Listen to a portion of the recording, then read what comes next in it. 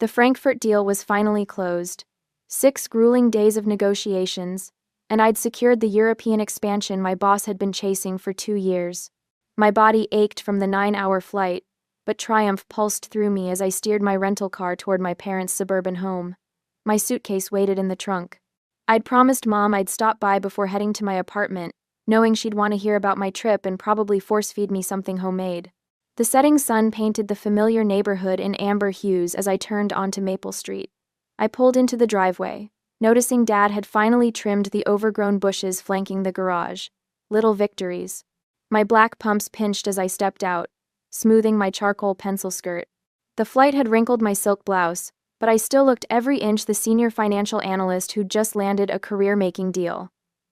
I smiled, fishing the garage remote from my purse. I'd stored my Challenger here while traveling, safer than street parking at my apartment complex. The familiar click as I pressed the button, the mechanical whir as the door lifted. Then nothing but empty space where my car should be. No, no, no. The words tumbled out as my stomach plummeted. The garage stretched before me, barren except for Dad's lawnmower and Mom's gardening supplies. My fingers went numb. The remote clattered to the concrete as I dropped my suitcase and rushed toward the house. This couldn't be happening. Not my car, not my Challenger. I burst through the side door into the kitchen. They were waiting for me, Mom, Dad, and my sister Kendra seated around the oak table like they were staging an intervention. The silence hit me first, then the guilt radiating from each of them. Dad couldn't meet my eyes. He stared at his calloused hands spread flat on the table. Avery, honey. Mom's voice carried that sugary tone she used when breaking bad news. Don't overreact. Where's my car? The words scraped my throat. Kendra straightened her shoulders, confidence plastered on her face like one of her makeup tutorials. It's just temporary, Av. I'll pay it all back. Pay what back? My voice dropped dangerously low. Where is my Challenger? Mom glanced at Dad, who still wouldn't look up. We had to make a tough decision, sweetie. Kendra needed startup capital for her business, and we took it to Cornerstone Pawn. Dad finally spoke, his voice rough. Got $45,000 for it. The room tilted sideways. You did what with my car? It's a loan against the car, not a sale. Kendra jumped in.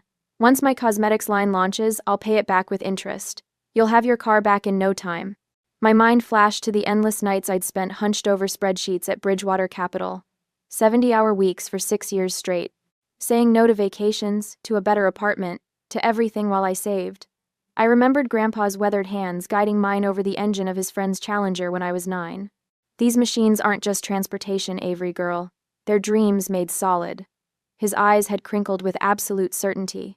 Someday you'll have your own beauty. Just be patient. The day I'd finally driven my Challenger home, tears had streamed down my face. Not just for the glossy black paint or the rumble of the engine, but for what it represented. Proof that my sacrifices meant something. My cosmetics startup is revolutionary, Kendra was saying, flipping her hair over her shoulder. I've developed a formula that, I don't care if you've discovered the fountain of youth in a bottle. My voice cut through her pitch. That car wasn't yours to take. Mom's lips thinned. Now Avery, family helps family. You make plenty of money at your job. Kendra needs this chance to succeed. So you used my spare key? And my title? The betrayal burrowed deeper with each realization. You committed fraud. Dad flinched. We're your parents, Mom countered. We've always supported both our girls equally. A bitter laugh escaped me. Equally? That's what you call this? My phone buzzed in my pocket. I pulled it out automatically, glancing at the notification. My insurance company alerting me to a lien placed against my vehicle. Ice replaced the fire in my veins. This wasn't just about money. This wasn't even just about my dream car. This was about respect, something my family had never given me. You have 30 days, I said, my voice steadier than I felt. 30 days to get my car back, or I'm pressing charges for fraud and theft. Charges? Mom gasped. Against your own family? Family doesn't steal from each other. I turned toward the door. 30 days. Their shocked expressions followed me as I walked out, slamming the door with enough force to rattle the family photos on the wall. Photos that suddenly seemed like fiction, smiling faces hiding the truth that in this family, my dreams had always been considered disposable. The pawn shop reeks of desperation and cheap air freshener. I straighten my blazer, trying to look like a woman who belongs here rather than one whose world is collapsing. My reflection in a dusty display case shows mascara tracks I missed washing away this morning. Miss Martin. The pawnbroker Gordon, according to his name tag, slides paperwork across the counter. His voice carries the practiced neutrality of someone who witnesses financial catastrophes daily. Your vehicle was brought in 5 days ago. Loan amount $45,000, plus our standard fees. I scan the documents, my finance training kicking in automatically. $3,000 in fees? That's practically predatory. 5. Gordon's face remains impassive. Classic car market's volatile. We take risks. And if the loan isn't repaid? After 35 days, we auction the vehicle. He taps a paragraph of fine print. Full payment required by October 3rd. $48,000 total. My stomach twists as I flip to the next page. There it is, my signature. Except it isn't mine. The forgery is close enough to fool the pawn shop but misses the slight upward curve I always make on the final N. This isn't my signature. Gordon's expression shifts slightly. Ma'am, if you're suggesting fraud, I'm not suggesting, I'm stating. I pull out my driver's license, then a recent work contract. Compare them. He studies the signatures, discomfort growing visible. I'll need to speak with my manager about this. Please do. And while you're at it, pull the security footage from when this transaction happened. My voice sounds calmer than I feel. I was in Frankfurt, Germany. 20 minutes and one manager later, the reality settles like concrete in my chest. My parents committed actual fraud, criminal fraud. The kind people go to jail for. We can file a police report right now, the manager offers. The word police makes my throat close. I need time to think. Back in my apartment, I sink onto the couch, still wearing my coat. On the coffee table sits a family photo album I haven't opened in years. I pull it onto my lap, fingers trembling slightly as I flip through plastic-covered memories. There's Kendra's sweet 16, a garden party with 40 guests, a professional photographer, and a cake taller than she was. I turn the page to find nothing from my 16th birthday, because I'd been working a part-time job at the mall, saving for college application fees. I flip forward. Kendra's high school graduation, where Dad rented a limousine. My college graduation ceremony, empty chairs where my parents should have been. Their flight mysteriously canceled despite clear weather. They'd made it to Kendra's dance recital the very next day. Christmas 2018 stares back at me, Kendra standing beside a red Volkswagen with an enormous bow, while I clutch a department store sweater to my chest, smiling that tight smile that doesn't reach my eyes. The pattern stretches across years, across milestones, across dreams, not just subtle favoritism, but consistent sacrifices, my sacrifices to elevate Kendra. My phone rings, startling me. Uncle Harvey's name lights up the screen. I just heard, he says, skipping hello. Your mother called, trying to spin it their way. And what way is that? I ask, suddenly exhausted. That you're overreacting. That family helps family. His disgusted snort carries through the phone. This isn't right, and you know it. I do know it. Tears threaten again. I just didn't think they'd go this far. What are you going to do? I don't know yet. After we hang up, Aunt Patricia calls Dad's sister, always the peacemaker. They were just trying to help Kendra succeed. She pleads. Gerald feels terrible. Can't you find some compassion? The doorbell saves me from answering. It's Jessica from work, holding a bag from our favorite Thai place. I brought dinner, she says, taking in my red-rimmed eyes. You look like hell. I laugh for the first time in days. Thanks for the honesty. Over spicy noodles, I tell her everything. Her outrage feels like a balm, someone finally seeing the situation clearly. You know this is criminal, right? She asks, refilling my wine glass. They stole your car. I know. If anyone else did this. But it wasn't anyone else. I set down my fork. It was my family. That makes it worse, not better. Jessica's voice softens. What does your boss say? That family can cut deeper than anyone.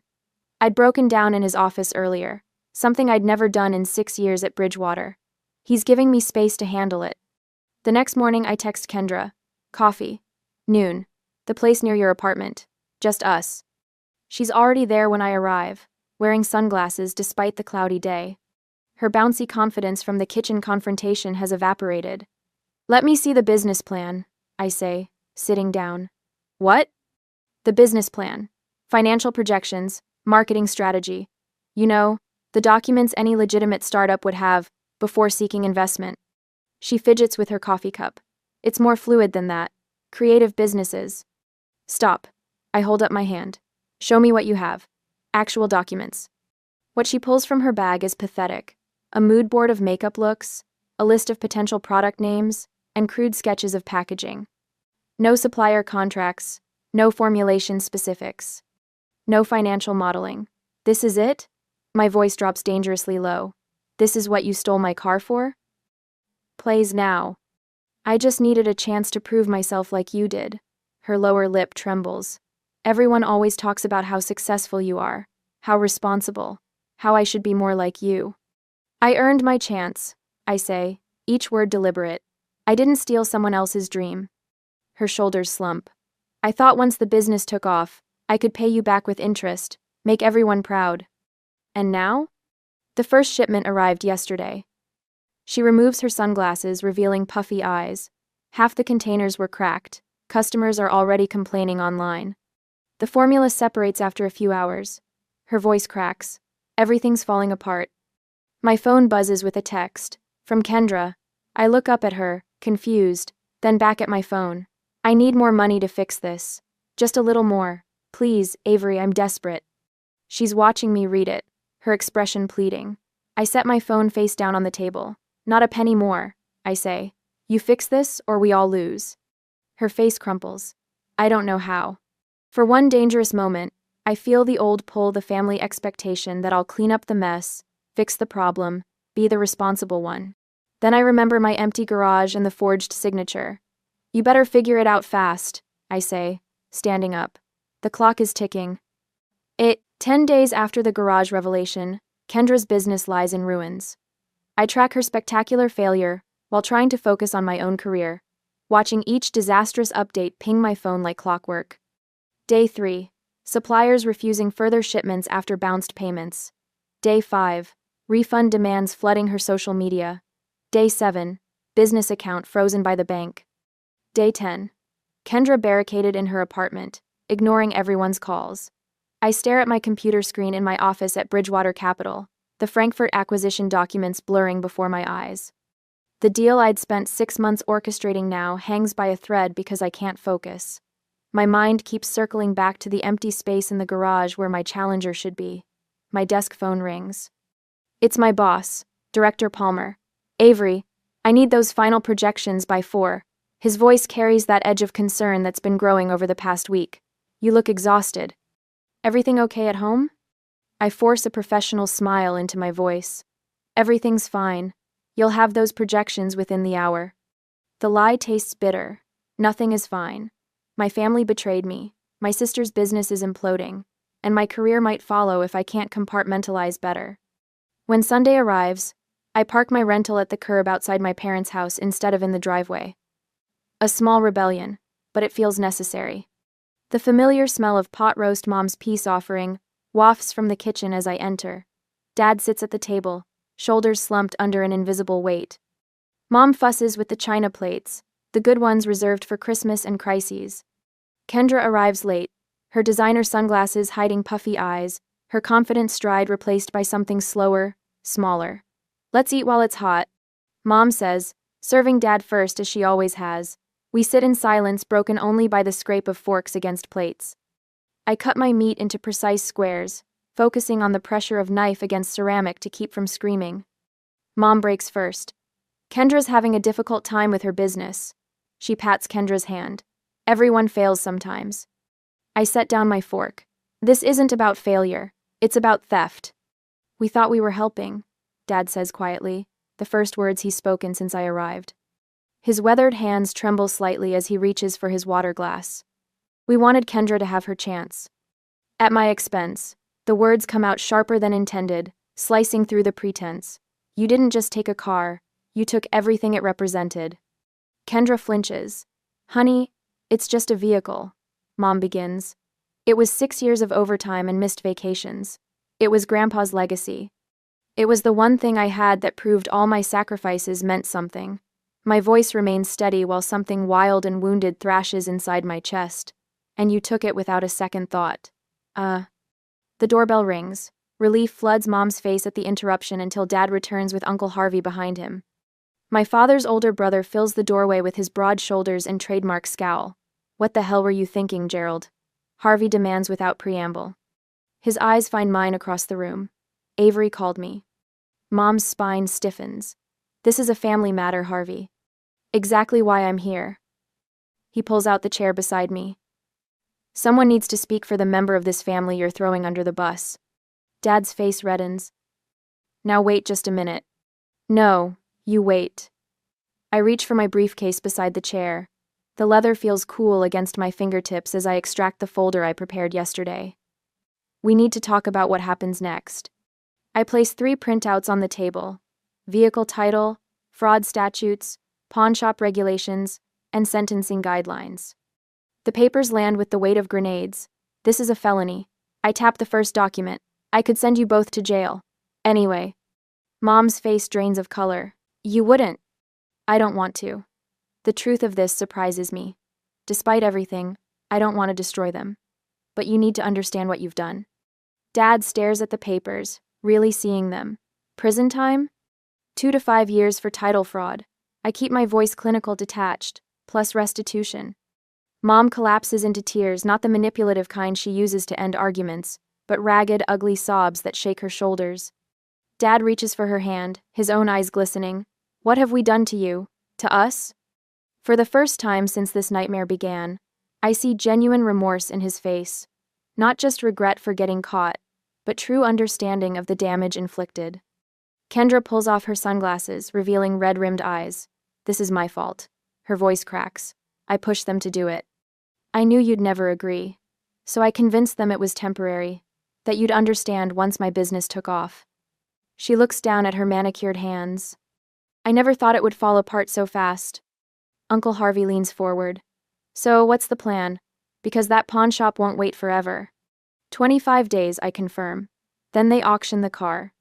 Mom dabs at her eyes. "What can we do?" I pull out a calculator. "We need to figure out what resources we have." For the next hour, we assess our options. Dad thinks they can get a home equity line of credit for $30,000, but it will take 2 weeks to process. Kendra agrees to sell her BMW and empty her savings account, which might yield another $12,000. I reluctantly commit $6,000 from my emergency fund. Uncle Harvey watches this accounting with narrowed eyes. "I can loan you $5,000, he finally says, "but only because Avery shouldn't have to pay for this mess." The math is brutal. Even pooling everything, we're looking at 15 days before we can gather the full amount. And the pawn shop requires an immediate deposit of $15,000 to halt the auction process. "I'll call tomorrow morning," Dad says, his voice steadier now. "See if they'll work with us on the timeline." When I leave, the weight on my chest hasn't lifted, but something has shifted. The betrayal remains, but now there's a path forward, difficult, uncertain, but visible. Back in my apartment, I sit on the edge of my bed, a framed photo in my hands. My grandfather stands beside a gleaming black Challenger, his arm around 12-year-old me. The summer light catches on the chrome bumper and in his smiling eyes. "Cars are just metal and chrome, Avery girl," he told me once. "It's what they represent that matters." In the stillness of my apartment, I finally understand what he meant. This fight isn't just about getting my car back. It's about demanding the respect I've earned. It's about teaching my family that my dreams matter as much as Kendra's. I pick up my phone and dial my parents' number. Dad answers on the first ring. "I'll help," I tell him, my voice steady. "But things will never be the same." The silence stretches between us, filled with everything we can't undo. "I know," he finally says. "We'll make this right, Avery. I promise." I end the call without saying goodbye. Some promises come too late to be comforting, but I'll take action over words any day. Tomorrow, we start the fight to reclaim what's mine, not just a car, but my place in this family. Kendra stares at her reflection in the boutique's mirrored wall, fingering the delicate silk of her favorite Hermes scarf. Her collection, once her pride, now laid across the counter for appraisal. The shop owner studies each piece through narrow glasses, her lips pursed in calculation. "I can offer $8,000 for the lot," she says, not looking up. Kendra swallows hard. These pieces cost her over $15,000. But the pawnshop's deadline looms larger than her pride.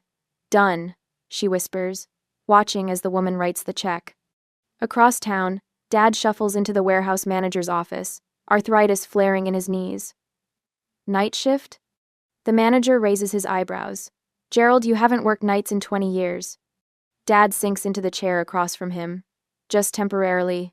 Need the differential pay. The manager studies the shadows under Dad's eyes. This about that car situation your brother mentioned? Dad nods once, jaw tight. Family business. Starting Monday then. He slides the paperwork across. Hope it's worth it. At home, Mom wraps Grandma's silver candlesticks in tissue paper, hands trembling. These pieces survived the Depression, witnessed 50 years of family celebrations. She places them carefully in a box with the pearl necklace Dad gave her on their 25th anniversary. The pawnbroker at Fletcher's barely glances at the items before offering $3,000, barely enough to cover next week's interest payment. My own sacrifices come in lost sleep and skipped meals. The Frankfurt expansion demands constant attention, but I'm taking extra accounts, pushing for the performance bonus that suddenly means the difference between redemption and ruin. The deposit receipt from Cornerstone Pawn sits on my desk, proof that our initial $15,000 postponed the auction. A small victory, hollowed by the bank's latest letter. HELOC approval delayed pending property assessment. They're making actual progress, Jessica says over takeout in my cubicle. Your sister called me. I look up from spreadsheets, surprised. She called you? Wanted to know if the financial group was hiring for entry-level positions. Jessica twirls noodles around her fork. I was shocked. Later that week, I spot Kendra across the food court, barely recognizable in simple black slacks and a white button-down. No designer labels, no statement jewelry. She shifts her weight nervously outside Nordstrom's employee entrance. Her first day. When my phone rings that night, her voice sounds smaller than I've ever heard it. I had no idea of, her words catch. 8 hours on my feet, smiling at people who treat me like furniture. And you've been working 70-hour weeks for years. I lean against my kitchen counter, unsure what to say. All those times I called you boring for canceling plans, she continues. You weren't being boring. You were being responsible. 3 days later, we meet at the coffee shop halfway between our apartments. Kendra orders plain coffee instead of her usual complicated concoction. Her makeup is subtle, her nails short and unpolished. I was entitled and selfish, she says without preamble. I'm so sorry, Avery. Not just for the car, for everything. I wrap my hands around my mug, feeling the warmth seep into my palms. Pretty words, Ken. I know. She nods, eyes steady. Actions speak louder. I'm trying to show you now. At my parents' house, Dad spreads bank statements across the kitchen table, the harsh overhead light emphasizing every line on his face. He squints at figures that refuse to balance, adding columns for the 5th time. Gerald. Mom calls from the study. Did you know about these? She holds a stack of loan applications, all in Kendra's flowing script. Credit cards, personal loans. 3 different buy now pay later accounts. Nearly $80,000, Mom whispers. We had no idea. The next morning, they sit across from Mr. Winters at the credit union, the financial advisor they've trusted for 20 years. This HELOC will delay your retirement by at least 5 years, he explains gently. And that's assuming no other financial surprises. Mom stares at her hands, wedding ring loose on her thinner finger. When I stop by to drop off my portion of this week's payment, Dad meets me on the porch steps. For once, Mom isn't hovering nearby with excuses. We failed you, he says, voice rough with emotion, long before we took your car. I sit beside him, the weathered wood creaking beneath us. All those years, we praised Kendra's dreams while dismissing yours. His calloused hands twist together. You never asked for much, so we never thought you needed much. The Sunday evening sky turns golden as we sit in silence. Then the HELOC finally comes through, but with a 3-day processing period. Relief turns to panic when Cornerstone Pawn calls. Another buyer is interested in the Challenger, offering cash. We just need 2 more days. Dad pleads over the phone. Business is business, the pawnbroker replies. First money here gets the car. The next 36 hours blur into frantic calculations and desperate phone calls. Kendra empties her savings account. Mom sells her anniversary diamond earrings. I max out my emergency credit line. Still $3,000 short. It's not enough, Mom says, voice hollow as we gather around the kitchen table. The deadline is tomorrow at noon. The doorbell rings, and Uncle Harvey stands on the porch, checkbook in hand. Family helps family, he says, echoing Mom's words from weeks ago, but with entirely different meaning. The next morning, we all crowd into the bank, watching the digital clock tick toward noon as the manager processes the wire transfer. Dad's hand trembles as he signs the authorization. At 11:42, the confirmation appears on the screen. Payment received. For the first time in weeks, we breathe. The early morning sun catches on the chrome trim of my Challenger as I stand in front of Cornerstone Pawn, gripping the receipt in my sweaty palm. After 30 days of family sacrifices, arguments, and enough tears to fill the Colorado River, we've scraped together the $48,000. Every penny accounted for. My throat tightens as I push through the glass door. The same pawnbroker who took my car sits behind the counter, eyebrows lifting in recognition. "Miss Martin," he says, sliding paperwork across the counter. "Here for your vehicle." I nod, unable to trust my voice. My signature feels foreign as I scrawl it across each line, the pen trembling between my fingers.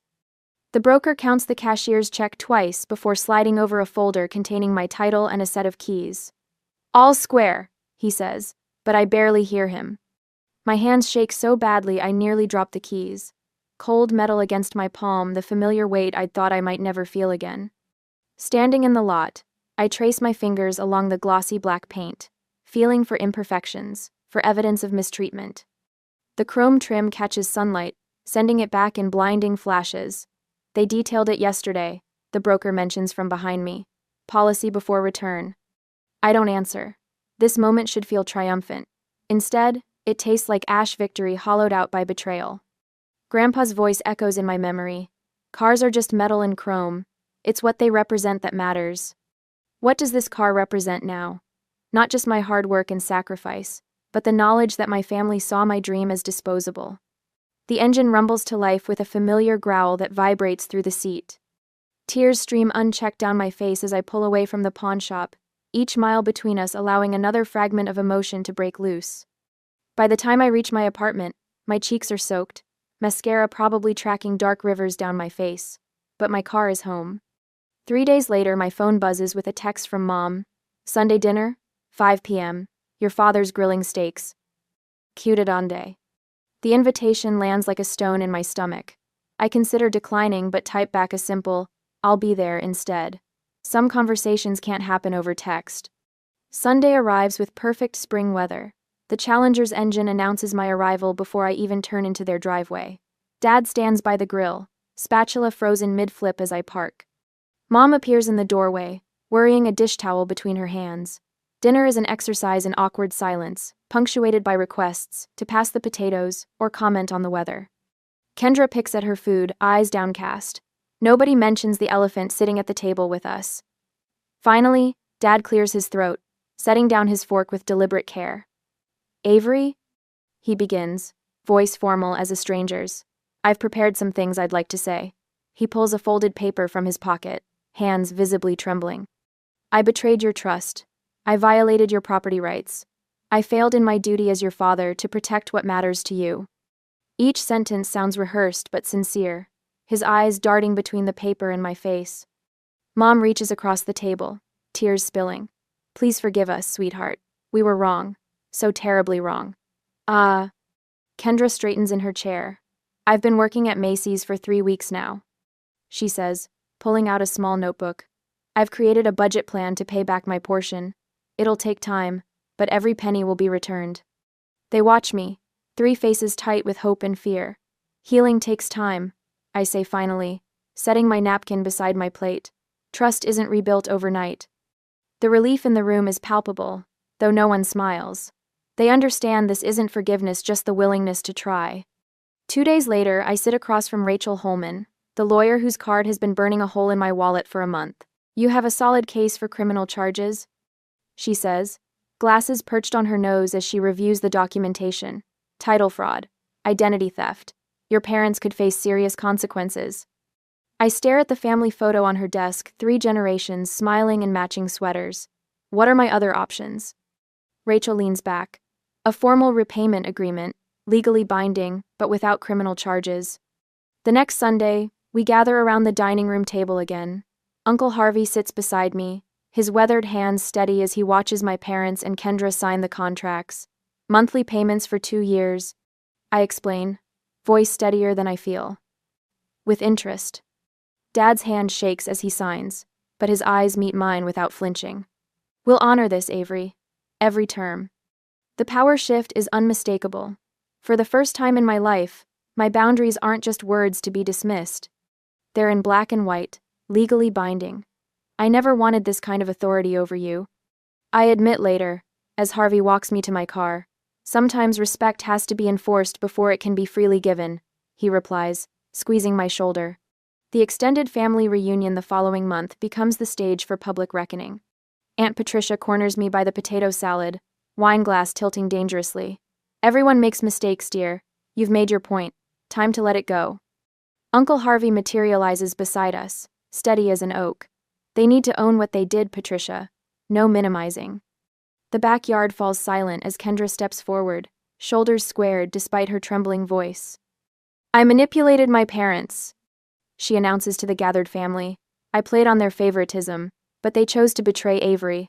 We're all accountable. Aunt Patricia's mouth opens and closes like a fish. Cousin Mike gives me a solemn nod of respect. Something shifts in the family dynamic, truth cutting through decades of enabling patterns. Later that week, I changed the garage door code at my parents' house. The symbolism isn't lost on any of us as I install a security system on the Challenger, the small black box blinking beneath the dashboard. Will you leave a spare key with us? Mom asks as I prepare to leave. Just in case of emergency? I meet her eyes, holding her gaze until understanding dawns. No, I say simply. I won't. She nods, lips pressed together but accepting. The message requires no further explanation. Some boundaries need no words, just the clear, unmistakable sound of a line being drawn. The mountain curves ahead unfold like a beckoning hand.